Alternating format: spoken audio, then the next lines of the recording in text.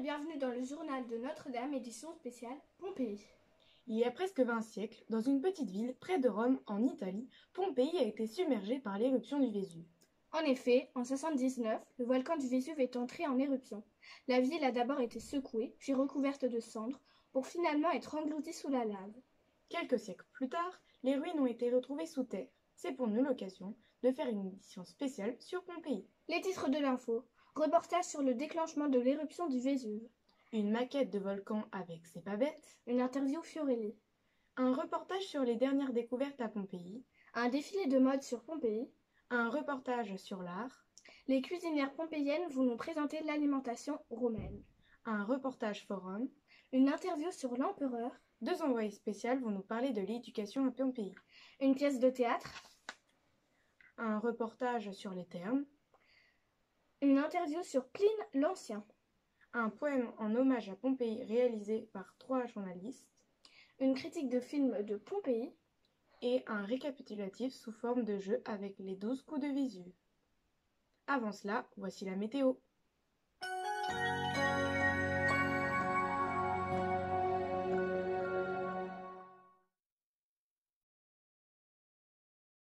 Bonjour à tous et à toutes et bienvenue dans Italia Météo. La journée a été très chaude et cela n'est pas prêt de s'arrêter. Et effectivement, des températures estivales seront au rendez-vous tout au long de la semaine au nord et au sud de l'Italie. Malgré tout, quelques petites averses et des nuages seront présents à l'est du pays. Un département en particulier a été touché par l'éruption du Vésuve hier, Campania. Oui, Pompéi est alors recouvert de cendres. Les températures sont très chaudes. Pendant l'explosion, la chaleur a été très lourde et cela va continuer toute la semaine avec 37 degrés à Naples et 38 degrés à Pompéi. Nous nous retrouvons demain pour la prochaine météo. Et ce soir, n'oubliez pas, c'est la pleine lune. Et demain, c'est la fête du dieu Jupiter, donc n'oubliez pas de lui faire des petites offrandes. Et nous nous quittons avec de belles images du Vésuve.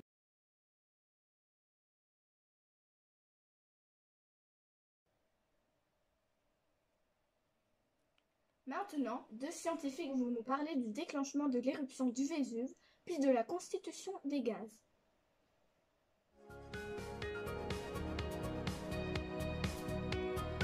Comment s'est déclenché le Vésuve? L'éruption du Vésuve, qui est un volcan explosif, s'est déclenchée à cause d'une forte pression de la chambre magmatique qui se fait sauter le bouchon de l'air qui est au-dessus du cratère d'un volcan. Quand le magma explose brutalement, des gaz et des cendres qui fabriquent aussi un gros nuage de fumée. Pourquoi le Vésuve est-il dangereux? Le Vésuve est dangereux car il contient des gaz et des cendres et des roches volcaniques très chaudes, ce qui peut brûler et asphyxier les personnes. Dès qu'il rentre en éruption, il peut aussi avoir des nuées ardentes qui descendent à très haute vitesse sur les troncs du volcan et qui n'ont pas le temps de se refroidir. Comment les Pompéens sont-ils morts? Les Pompéens sont morts par les nuées ardentes qui tombaient très rapidement. Les nuées ardentes sont constituées de cendres et de gaz brûlants qui sont aussi morts par le nuage de fumée toxique, ce qui fait que les Pompéens ne pouvaient pas sortir de leur village. Les Pompéens sont bien morts, asphyxiés et brûlés par les gaz et les cendres, et non avec de la lave comme on voit dans les films. Merci à vous pour ce reportage. Une maquette de volcan, c'est pas bête, arrive tout de suite.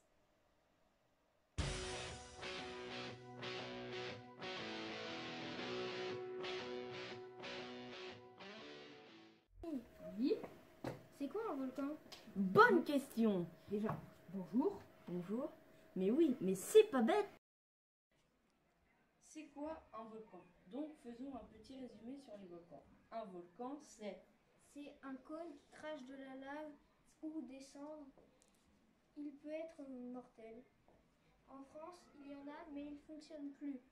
Ils sont éteints. Non, pas comme ça. Il y a deux types de volcans. Les fusifs qui crachent de la lave et l'explosif qui crache des cendres et des roches. À Pompéi, c'est une éruption explosive qui a détruit la cité. Voici comment ça s'est passé. Les deux maquettes se ressemblent à première vue, mais ce ne sont pas tout à fait les mêmes. À droite, le volcan à éruption explosive et à gauche, le volcan à éruption effusive. Bien sûr, les humains ne choisissent pas la date de l'éruption. samedi prochain, ce sera bon?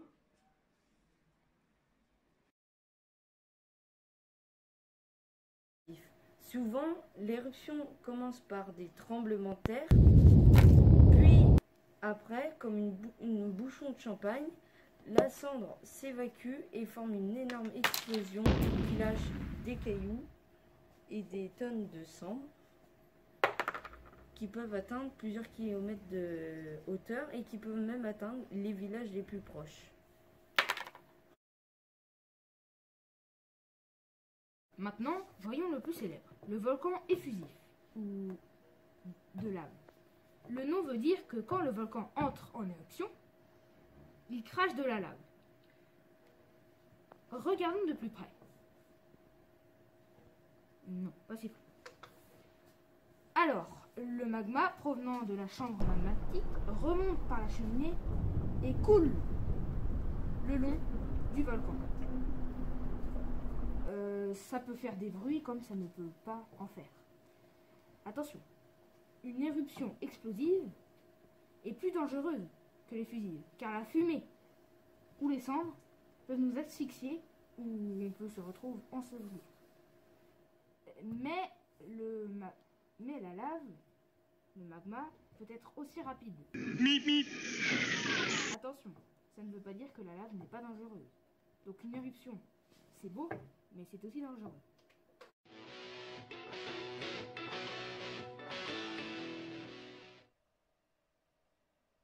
Maintenant que nous avons bien compris les deux types de volcans, un petit reportage sur le moulage.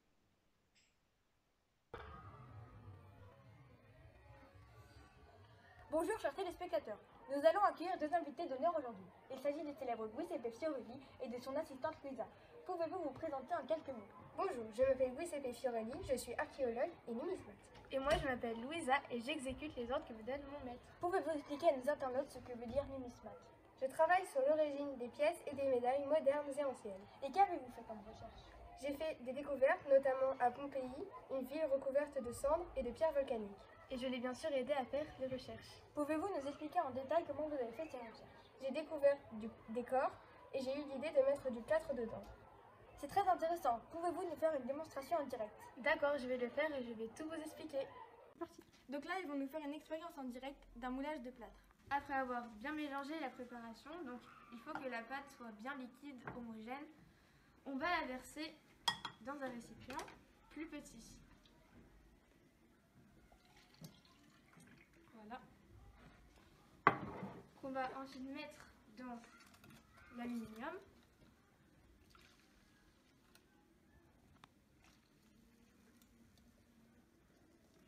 Après avoir attendu 6 jours, nous allons démouler le moulage. Il s'effrite un petit peu, mais cela est normal.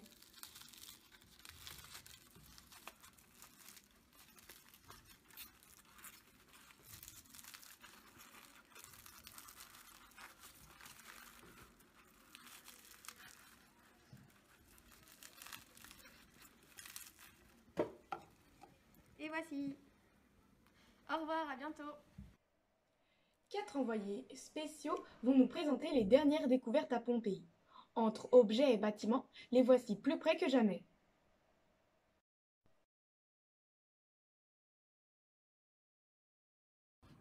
Bonjour chers téléspectateurs, à la une de ce journal, des découvertes étonnantes à Pompéi. Reportage de Didier Poney en direct de Pompéi. Bonjour, je suis actuellement sur place avec les archéologues, nous allons les interviewer.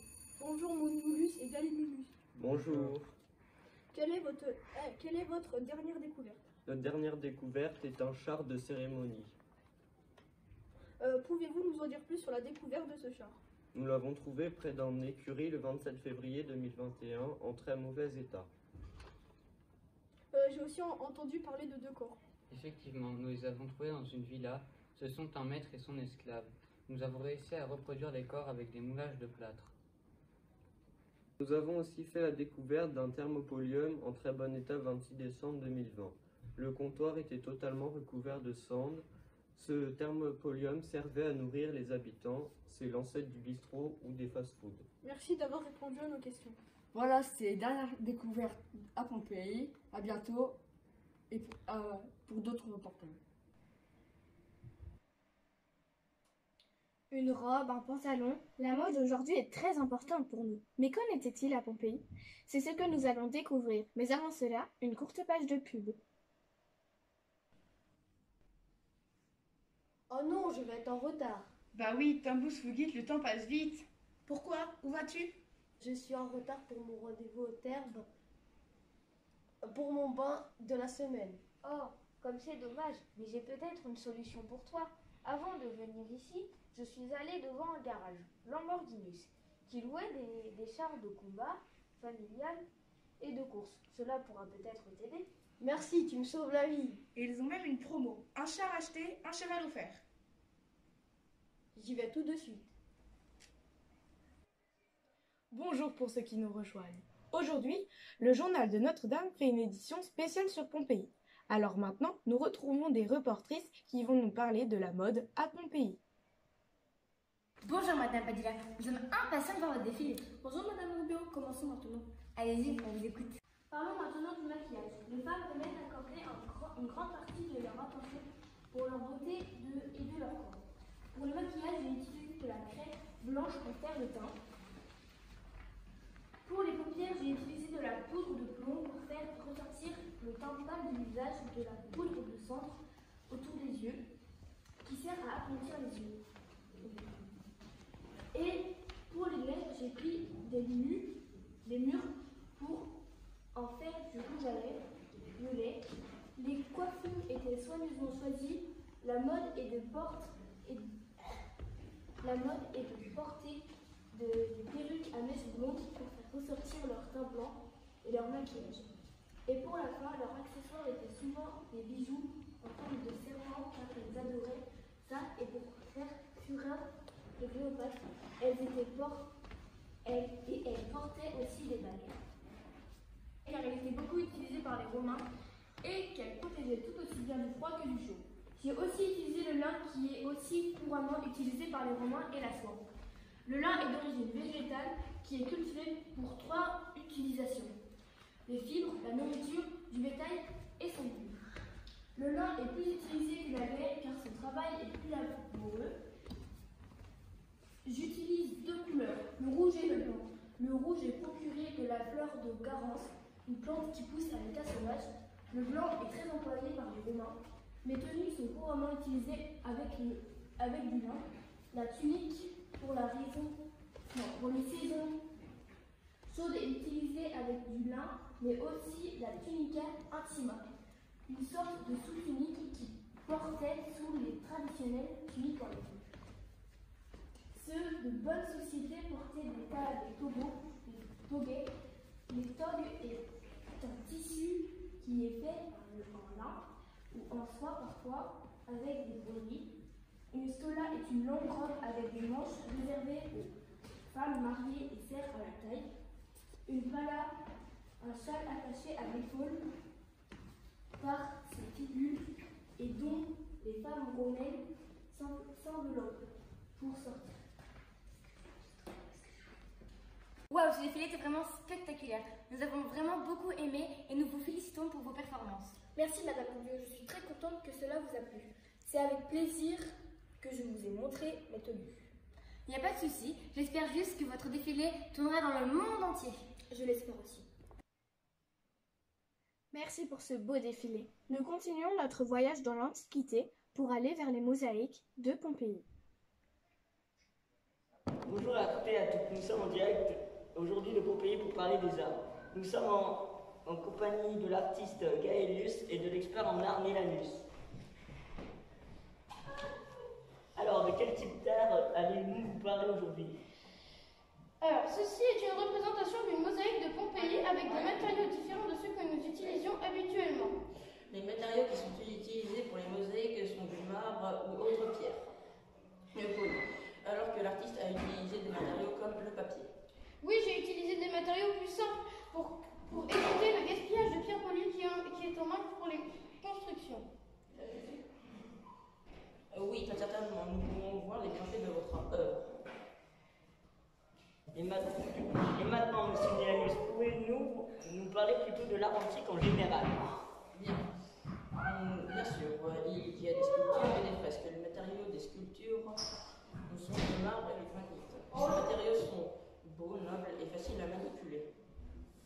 Merci, Mélanus. Maintenant, Gaëlius, pouvez-vous nous expliquer en détail comment vous avez créé Vulcain en colère votre...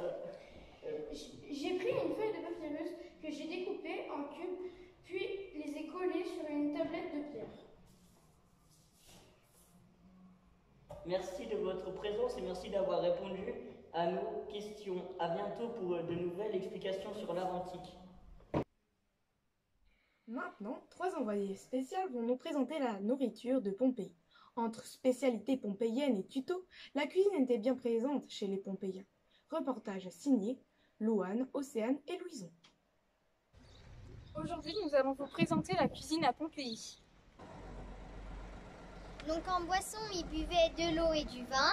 En céréales, ils mangeaient de l'orge, du millet et du blé. En fruits, ils mangeaient beaucoup de figues, c'était le fruit le plus mangé.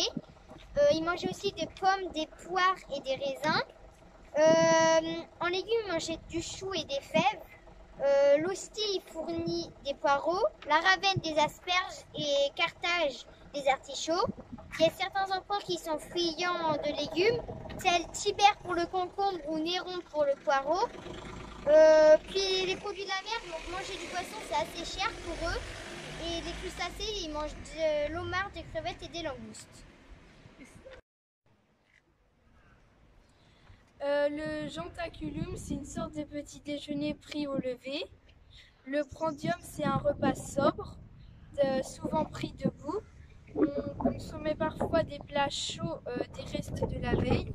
Et la cena, c'est un dîner et le repas principal de la journée. Il se prend en fin d'après-midi ou à la tombée de la nuit. Et il pouvait durer jusqu'à la nuit noire. Et il durait environ 3 heures. Donc dans les spécialités, on a en entrée les muistea. En plat, on a les aubergines et poivrons farcis ou les choux farcis au poireau. Et en dessert, on a la sfogliatella ou les doigts d'Athéna. Donc le menu, ça va être en entrée des muistea, en plat des choux farcis au poireau et en dessert des doigts d'Athéna. À vous de venir voir notre recette des doigts d'Athéna. Pour les ingrédients, il faut une pincée de sel, 75 g de farine, 50 g de beurre mou, 50 g de poudre d'amande, un blanc d'œuf et 30 g de sucre. La première étape est de battre les blancs en neige, donc Océane va le faire. Donc une fois les blancs montés, on va les faire poser. Alors ensuite, je vais mélanger le sucre glace, la farine, la poudre d'amande et la pincée de sel. Et je vais mélanger tout ça.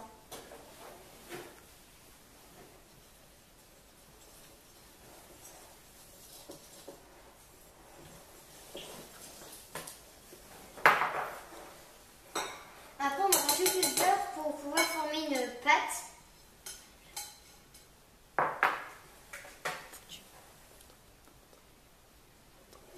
Donc, on met le beurre dedans et on mélange pour former une pâte sablée. Alors une fois que Louane a fait la pâte, on va rajouter des blancs en neige petit à petit.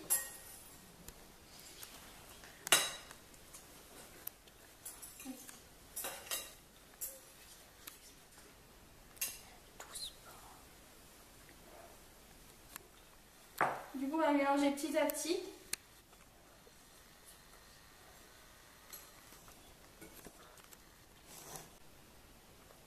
Donc une fois que ça a été mélangé, on va former une boule avec.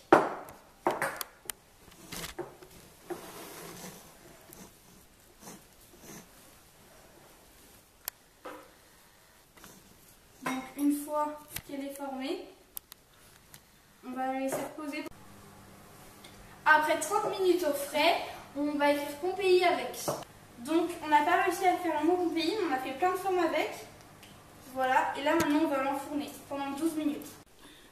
Donc ils sont cuits, on va les déguster. C'est très bon. Cela a l'air très appétissant. Merci les filles. Maintenant, un reportage sur une agence immobilière du Forum. Ceux qui recherchent une maison, tendez bien l'oreille. Bonjour, alors qu'est-ce que vous recherchez? Bonjour, nous recherchons un palais avec un temple à côté. Dans le palais, il nous faut une grande culina, un triclinium avec 5 cubiculiums et un atrium. Pas de problème, nous avons sûrement un palais qui vous conviendra. Alors justement, j'ai trouvé un superbe palais avec un temple à côté. Alors, voici l'entrée. Est-ce qu'elle vous convient? Pour l'instant, cela nous convient. Continuons. Nous arrivons maintenant dans l'atrium. Il me semble que c'est une pièce que vous vouliez. Oui, tout à fait. Parfait. Voilà maintenant le triclinium. Je vous assure, les canapés sont très recommandés. C'est vraiment un très beau salon que vous avez là. C'est vrai qu'il est magnifique. Nous arrivons maintenant dans la culina. C'est vrai qu'elle n'est pas très grande, mais bon. Ne vous inquiétez pas, elle est parfaite. Maintenant, un petit portique qui peut servir de couloir. Il y a vraiment une très jolie vue ici. Et voilà une pièce importante. Une cubiculum, où vous pourrez rajouter quelques lits. Parfait. Moi et ma sœur pourrons rajouter quelques lits. Mais y a-t-il un jardin? Évidemment, un très grand jardin. D'ailleurs, le voici. Du jardin, vous pouvez aussi voir le temple, des boulangeries et un grand théâtre. Le temple est exactement comme nous le voulions. Eh bien, notre choix est fait, nous l'achetons. Très bien alors, à bientôt. À bientôt. Oui, à bientôt. Une interview très spéciale. L'empereur Titus va nous parler en direct. Je vous laisse avec les images. Et voici Zéphirius en direct à Pompéi. Bonjour, je suis actuellement devant le temple d'Apollon et j'attends avec impatience l'empereur Titus qui vient d'apprendre la terrible attaque de cendres et de pierres qui a ravagé toute sa ville. Nous ne savons toujours pas quelle est la cause de ce drame. Et voilà Titus qui sort de son temple. Bonjour Titus, quel est votre sentiment après ce désastre qui, nous le rappelons, a rasé cette pauvre ville, Pompéi? Bonjour, je suis couvert de haine et de tristesse de voir mon royaume succomber sous le magma du Vésuve. C'est une tragédie. Et comment allez-vous réparer tous ces dégâts maintenant que votre ville est ravagée? Allez-vous la laisser tomber? J'avais bien sûr pensé à cela et j'ai beaucoup réfléchi. J'ai pris la décision de la reconstruire avec l'aide de mes valeureux habitants et mes magistrats. Pourquoi n'avez-vous pas prévu la cause de ce désastre? Connaissez-vous l'existence de ce volcan Vésuve? Je ne connaissais point son existence. Elle m'était inconnue car nous pensions que c'était une montagne, mis à part quelques savants qui en connaissaient l'existence. Et bien évidemment que si j'en connaissais l'existence, j'aurais tout de suite prévenu mes habitants. Oui, je comprends cela. Mais est-ce la fin pour cette pauvre ville? Non, jamais. Jamais ça ne sera la fin de cette pauvre ville. Je ferai tout pour ne pas la perdre, même si cela doit me coûter 2 millions d'as et me prendre 2 siècles. Jamais elle ne sera perdue. Merci Titus de nous avoir informés de vos décisions que vous avez prises. À très bientôt, je l'espère, pour voir cette nouvelle ville reconstituée. Au revoir Zéphirius, et merci à vous aussi. C'était Zéphirius en direct de Pompéi et je rends l'antenne. Merci beaucoup à notre journaliste Zéphirius. 2 reportrices vont nous expliquer maintenant comment se passait l'éducation à Pompéi. Maintenant, Violette et Lola. Bonjour à tous, on se retrouve ici devant les ruines du marché couvert de Pompéi, le Marcellum. On y retrouve notre historienne spécialisée dans l'éducation à l'époque romaine, Violette. Bonjour Violette. Bonjour Lola. Ici à Pompéi, comme à Rome, l'immense majorité des hommes libres et une grande partie des esclaves savent au moins lire et écrire. La société romaine accorde une grande importance à la formation des enfants, même si l'on est plus instruit dans les villes que dans les campagnes et dans les couches élevées de la société que parmi le peuple. Mais pouvez-vous nous dire quels sont les différents types d'enseignements de professeurs qui existent? Le père de famille peut choisir de faire élever son enfant à la maison en le confiant à un professeur particulier, qui peut être un esclave instruit, mais généralement il l'envoie à l'école primaire que l'on appelle ludus. Les écoles romaines sont mixtes, les filles cependant ne poursuivent pas leurs études aussi loin que les garçons. Un esclave, le pédagogue, s'occupe de l'enfant et l'accompagne à l'école. À partir de 7 ans, les enfants suivent l'enseignement primaire. Il est assuré par l'instituteur, le magistré ludis. Les élèves doivent porter la toga, prétexte qui se reconnaît à ses 2 bandes rouges verticales. Puis, après de 11 à 15 ans, les adolescents se rendent chez le grammaticus, le maître de langage, puis le rhéteur dans le cadre d'un enseignement supérieur pour apprendre à faire des discours. Merci pour toutes ces précisions. Dans quelles conditions travaillent les élèves? En français, les élèves apprennent les lettres, les syllabes, puis les mots comme actuellement. En mathématiques, on calcule avec l'abac, comme ceci. Une tablette avec des jetons coulissant dans des rainures, ou avec de simples galets. Le pédagogue repose sur le par cœur. Les manuels scolaires n'existent pas et les élèves apprennent des passages entiers de grands auteurs latins. Virgile, Tite-Live, cette école primaire est payante et autoritaire. Les coups sont courants et le maître frappe les enfants avec la férule, une baguette de bois ou bien de lanières de cuir. L'école se fait plus souvent dans les rues ou sous un des portiques du forum, ici où nous nous trouvons. Quels sont les outils dont disposent les élèves? En guise de cartable, les élèves portent font porter par les pédagogues une boîte, le CATSA, donc ceci, qui contient leurs instruments de travail et leur déjeuner. L'élève recopie les lettres sur des tablettes de cire, comme ceci, à l'aide d'un stylo de bois ou de métal, l'ancêtre de notre stylo. On pouvait également écrire sur des papiers russes ou de parchemin avec un roseau taillé. Mais ce matériau très coûteux n'était pas utilisé à l'école. Merci. Le théâtre était aussi présent que l'éducation à Pompéi. Voici donc un nouveau reportage. Mais avant cela, une courte page de pub. Un petit creux, venez manger à Tarmont Pompéi. En plus, quand vous achetez 2 choux-farros, une bouteille de sureau est offerte.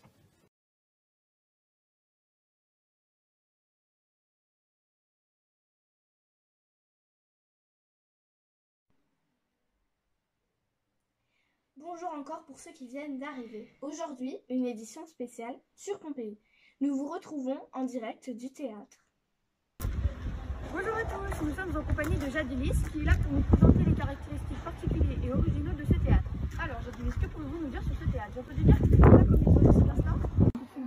Oui, c'est exact. Il a une architecture très originale car c'est un des seuls théâtres au monde à être construit en intérieur comprenant des gradins en art de cirque. Pouvez-vous nous faire une démonstration pour montrer aux spectateurs vos talents? Oui, mes élèves vont faire une prestation. Regarde cela avec attention. Qu'ai-je à démêler avec toi? Que dis-tu impertinent? Et pourquoi s'en vient-il rôder à la ville de ce vaurien de fermier? C'est mon bon plaisir. Ne serait-il pas mieux au champ dans ton domaine? Je dis, j'y arrive pas.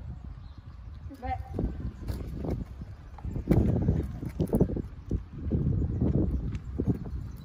Allez, voulez-vous prendre la place de Rosalina?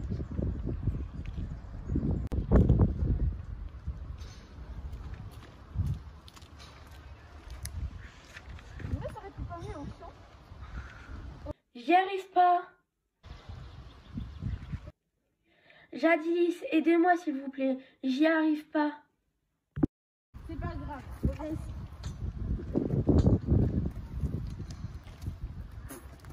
C'était la scène. C'était la scène 1 et la scène 1. Alors, convaincu du théâtre pompéien? Merci pour ce reportage. Partons maintenant dans l'arène pour en savoir plus sur les gladiateurs. Bienvenue dans ce reportage sur les gladiateurs dans l'Antiquité. À l'époque des Étrusques, peuple précédent celui des Romains, les combats de gladiateurs étaient des cérémonies lors des enterrements.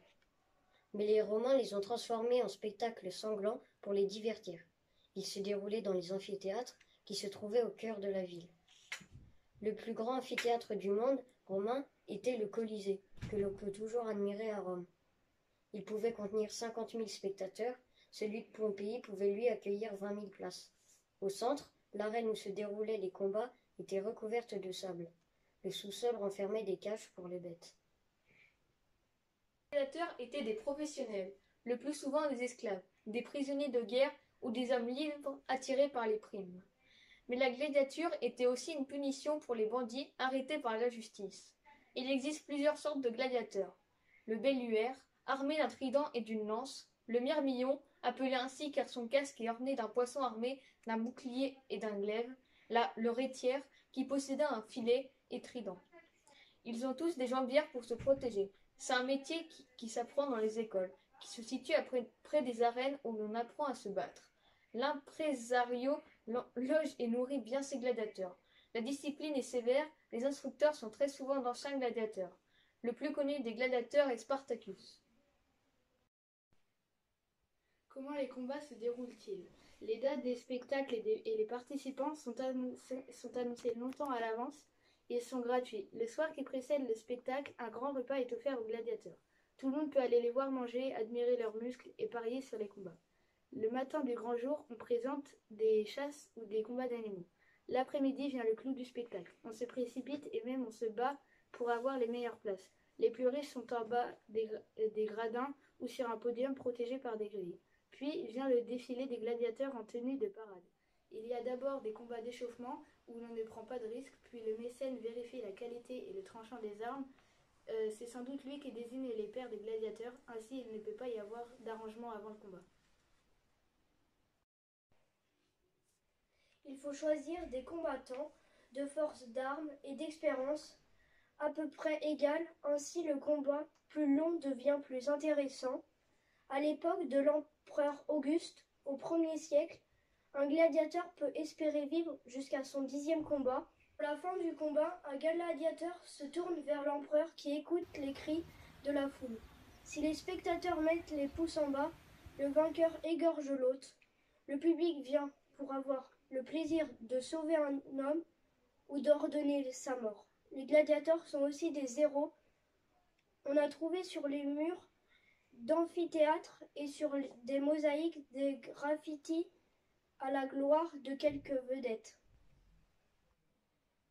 Quelles belles images de combat! Nous laissons la place à d'autres envoyés spéciaux qui vont nous présenter les thermes de Pompéi. Entre eau chaude et eau froide, petits et grands bassins, il y en avait pour tous les goûts. Alors bon voyage dans les thermes de Pompéi. Bienvenue ici au cœur d'un des thermes de la ville de Pompéi pour un reportage sur ses loisirs. Les thermes sont des bains publics d'eau chaude et d'eau froide. L'eau pouvait atteindre 40 degrés. Les thermes sont composés d'un apodirium, literium, vestiaire. De bains chauds, les calidarium. Le sauna, l'aconicu. Les bains froids, le frigidirium. Le bain tiède appelé le tépidarium. Le tout étant chauffé par l'hypocostum, chauffage souterrain. Il existe des accessoires utilisés dans les thermes. En premier lieu, le strigile, qui est une sorte de racloir en fer recourbé, utilisé d'abord par les Étrusques après leur combat, puis par les Romains dans les thermes, pour nettoyer leur peau lorsqu'ils se lavaient. Cette estrile en forme de S à la lame courbée servait aussi à nettoyer les cheveux. Il existe aussi un vase grec antique utilisé pour stocker de l'huile parfumée. destinés aux soins du corps. Les arribales, qui sont très fréquemment utilisés comme réservoir d'huile par les athlètes. Merci à nos journalistes pour ce beau reportage. Après une courte page de pub, nous retrouverons une interview sur Pline l'Ancien. A tout de suite sur le journal de Notre-Dame.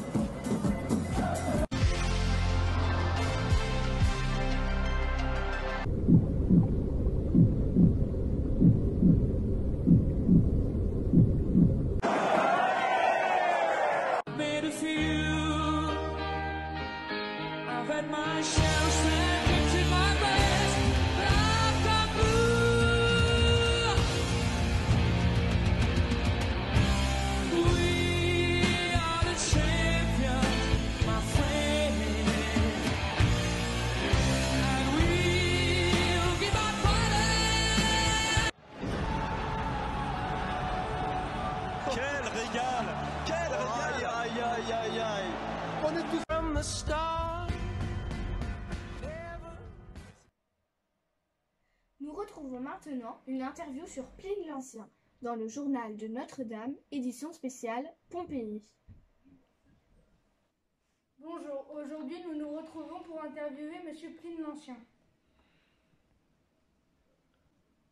Bonjour. Acceptez-vous que mon stagiaire vienne vous interviewer avec moi? Oui, j'accepte, cela ne me dérange pas. Il ne devrait pas tarder à arriver. Excusez-moi de mon retard. Bon, commençons votre interview et oublions cette mésaventure. Désolé. Bon, commençons par le commencement. Où et quand êtes-vous né? En 23 à Novo Comune. Tu lui poses une question? Oui, je veux bien.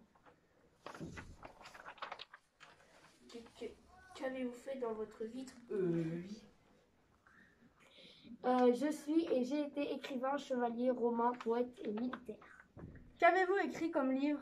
J'en ai écrit 37, dont projet encyclopédique, histoire de la nature, la vertu des plantes et plein d'autres encore. Avez-vous fondé une famille? Non, je n'ai pas fondé de famille, mais j'ai adopté mon neveu. Qu'aimez-vous faire dans la vie? J'adore la nature, explorer beaucoup d'endroits. J'aime aussi écrire mes aventures dans mes livres. Qu'est-ce qui vous a poussé à aller vers cette éruption? J'ai vu un grand nuage noir intriguant et j'ai voulu voir ce que c'était. Commentaire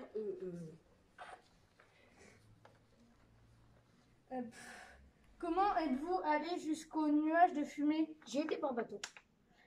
Quand vous êtes arrivé, comment était le volcan? Il était tout noir, il y avait de grosses pierres brûlantes qui tombaient du volcan. Impressionnant! Comment avez-vous vécu cette éruption? J'ai trouvé ça impressionnant et immense, ce nuage qui montait dans le ciel. Merci d'avoir répondu à nos questions et au revoir. Au revoir. Et merci à vous de m'avoir invité. Au revoir.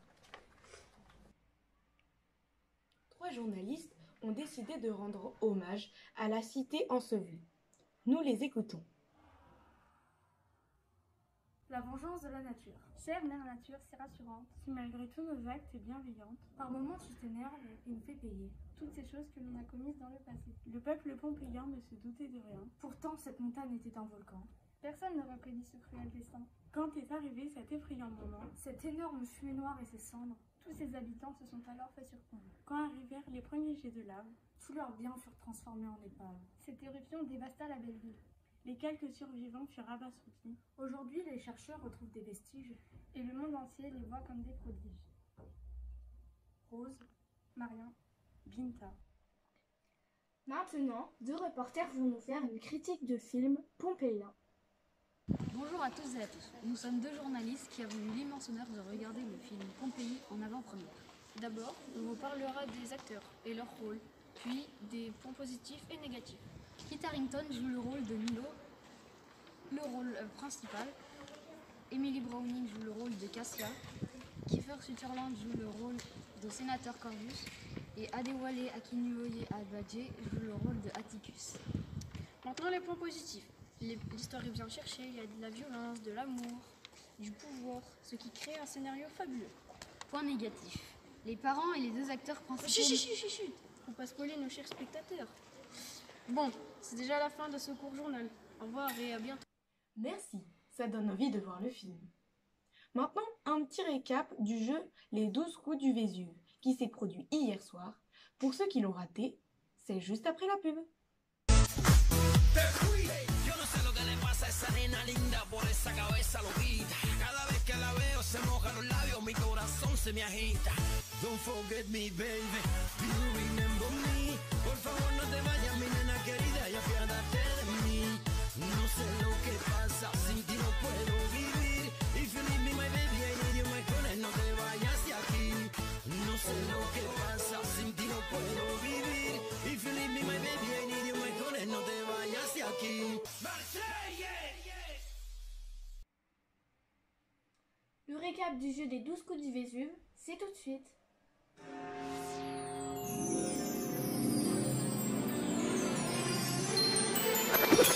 Bonjour à tous et bienvenue aux 12 coups du Vésuve.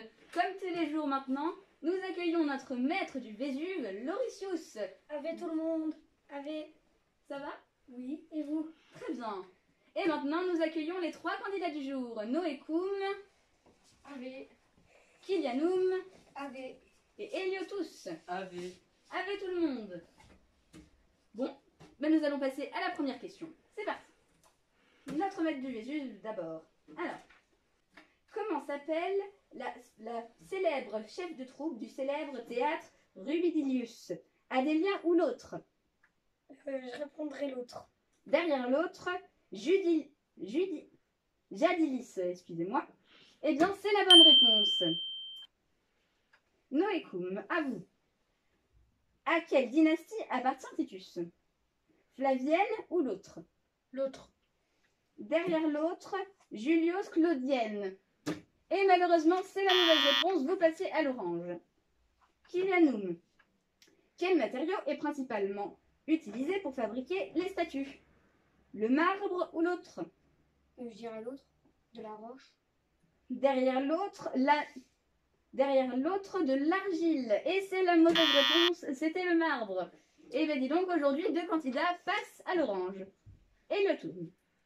À qui s'adresse le poème La vengeance de la nature? Des hommes ou l'autre?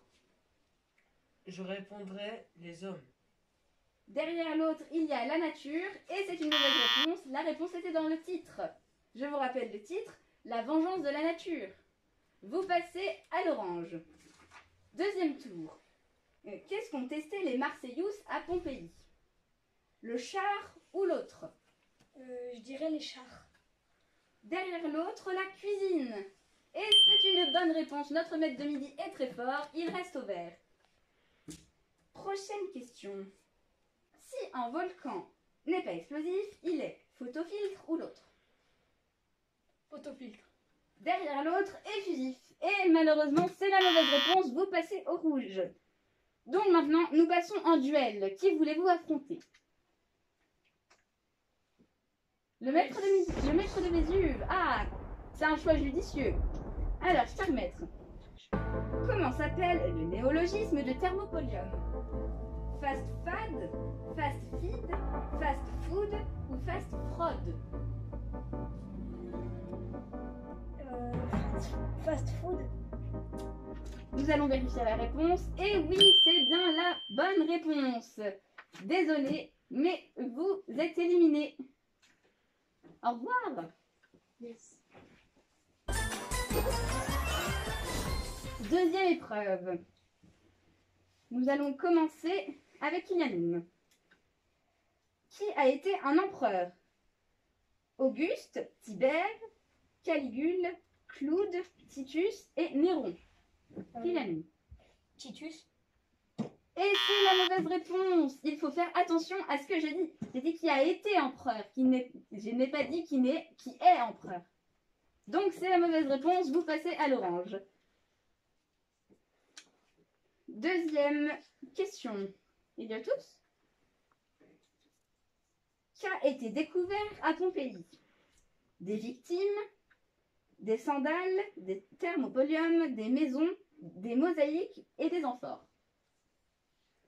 Les mosaïques. C'est une bonne réponse. Cher maître, que diriez-vous? Des victimes. C'est une bonne réponse. Kylianoum? Je dirais sandales. Et malheureusement, c'est la mauvaise réponse. Vous passez au rouge. Le duel, qui décidez-vous d'affronter? J'affronte le maître du Vésuve, Lorisius. Dis donc, vous êtes bien attaqué aujourd'hui. Alors, Lorisius, avant qu'il ne sache, que pensaient du Vésuve les Pompéiens? Vous pensez que c'était une montagne, une colline, un château ou un temple romain? Je dirais une colline. Et c'est la bonne réponse.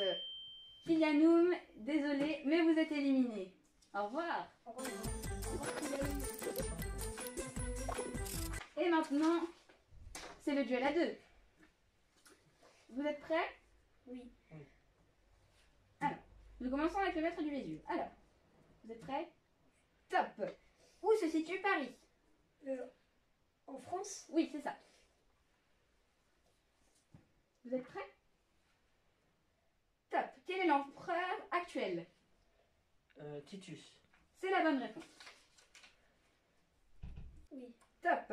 Combien de roues a une charrue? 2. Oui. Top. Donnez les 3 couleurs primaires. Bleu, rouge, noir. Non, c'est faux. Comment s'appelle César? Jules. Bonne réponse. Top. Comment s'appellent les chaussures traditionnelles? Les sandalettes. Bien, bonne réponse. Attention, Eliotoum, il vous reste 5 secondes. Il faut se dépêcher. Attention, vous êtes prêts? Top. Quelle est la couleur de l'indigo? Rouge. Et c'est raté, c'était le bleu. Vous gagnez Lorisius encore une fois à cette émission. Mais bravo à tous les candidats du jour. Au revoir. Au revoir.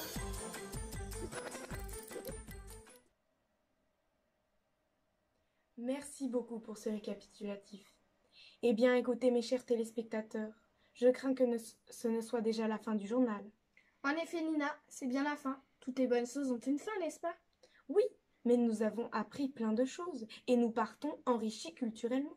Entre termes et gladiateurs, en passant par la mode et la cuisine, autant que l'éducation et l'art, nous avons beaucoup appris. Nous tenons à remercier tous les reporters et reportrices, puis toutes les personnes qui ont accepté nos caméras. Nous remercions aussi toutes les équipes techniques et les caméramans. Et aussi, merci à vous les chers téléspectateurs qui nous ont suivis tout au long de ce journal, ou devrais-je dire, tout au long de ce voyage. Très bon après-midi à tous et à demain dans le journal de Notre-Dame à midi.